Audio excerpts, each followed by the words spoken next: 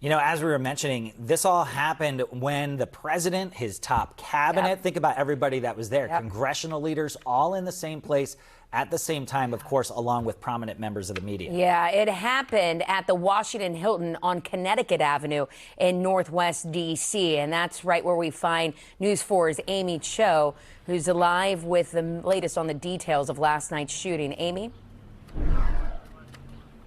Yeah, Lauren, Adam, this morning it is much quieter outside the Washington Hilton. The massive police presence that we saw last night is now gone, but still obviously so many questions left to be answered here.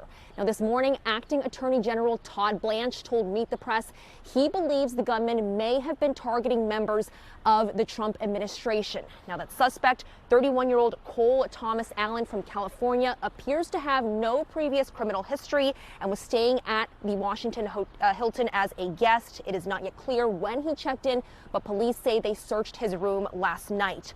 Now, Allen is accused of bringing multiple guns and knives to the White House Correspondents Dinner last night, running through a security checkpoint as we saw in that video, and exchanging gunfire with Secret Service. Now, we have heard so many accounts from people who were in the room who described hearing those gunshots and taking shelter underneath the tables. And this morning, I spoke with the former director of DC's Emergency Management Agency about his experience in planning for the security at events like this.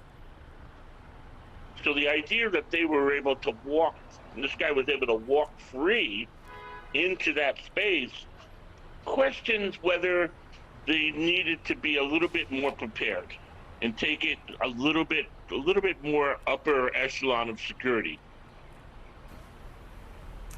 Now, we've heard a lot of talk about multi-layered security when it comes to Secret Service protection. And based on my experience covering past events where sitting presidents or first ladies have attended, oftentimes Secret Service will put up either curtains and or some type of maze-like structure with fences within the venue, so people are having to kind of navigate in and out of those fences, basically slowing people down, theoretically giving agents more time to respond if a threat is approaching. However, based on that video that President Trump posted to Truth Social, there appeared to be none of that in that particular area of the hotel where the suspect came in. You saw him able to just run right through what looked to be an open corridor, no curtains or fences that he was having to navigate, no barriers to slow him down. So you have to imagine that would be part of the after-action review. Now, News 4 has also reached out to Hilton hotels for comment and to ask if their security protocols will be changing in the future for events like this, but we have not yet heard back.